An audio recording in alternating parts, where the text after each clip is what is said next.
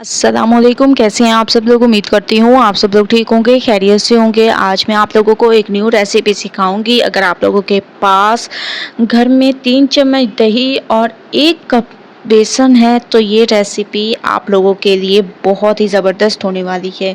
तो सबसे पहले 1 कप बेसन ले लेना है। इसको आप लोगों ने बहुत अच्छी तरह से छान लेना है। 2 से 3 दफ़ा इसको छानना है ताकि ये बहुत ज़बरदस्त तरीके से साफ़ सुथरा हो जाए। उसके बाद आप लोगों को चाहिए 1 अदद अंडा, ठीक है।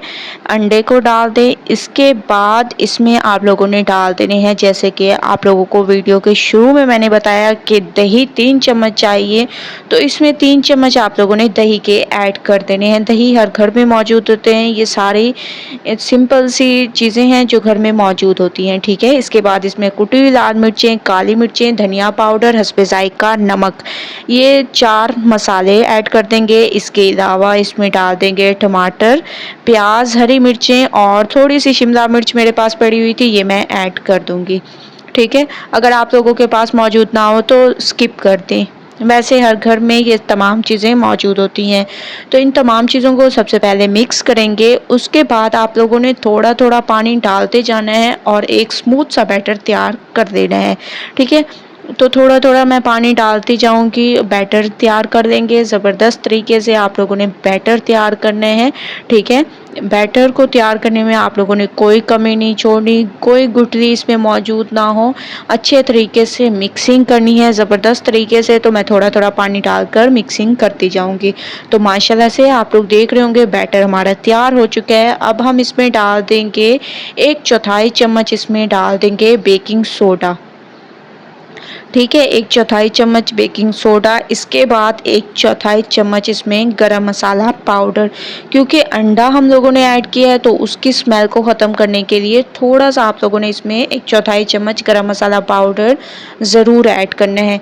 तमाम चीज़ों को मिक्स कर देना है। और बेकिंग सोडा जब हम लोग ऐड करते हैं उसके बाद 10 मिनट के लिए इसको कवर करके रख देते हैं, ठीक है। तो 10 मिनट के लिए मैं इस बैटर को कवर करके रख दूंगी। उसके बाद मैं आप लोगों को इसका नेक्स्ट स्टेप बताऊंगी। तो 10 मिनट वेट करते हैं, उसके बाद चलेंगे नेक्स्ट स्टेप की तरफ।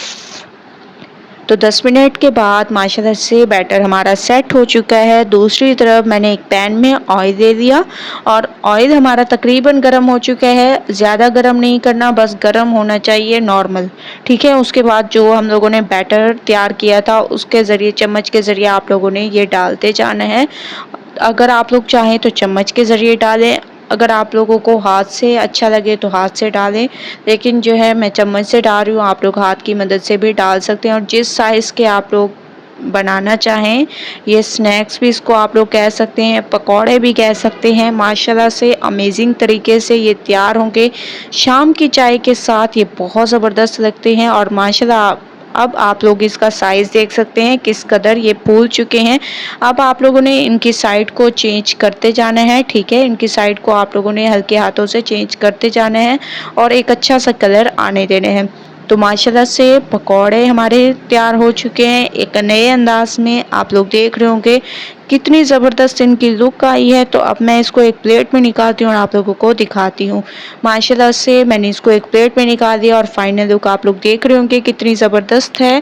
पकौड़े हमारे अमेजिंग तरीके से तैयार हो चुके हैं। ये शाम की चाय के साथ आप लोग इंजॉय कर सकते हैं। और अगर आप लोगों का दिल ना करे कोई रोटी सालन खाने को तो आप लोग ये स्नैक्स एंजॉय कर सकते हैं विद रायते के साथ। बहुत ही अमेजिंग रेसिपी है। एक बार इस रेसिपी को ट्राई करेंगे तो इंशाल्लाह आप लोगों को भी मज़ा आएगा। तो रेसिपी ज़रूर ट्राई करनी है, मुझे अपना फीडबैक ज़रूर देना है।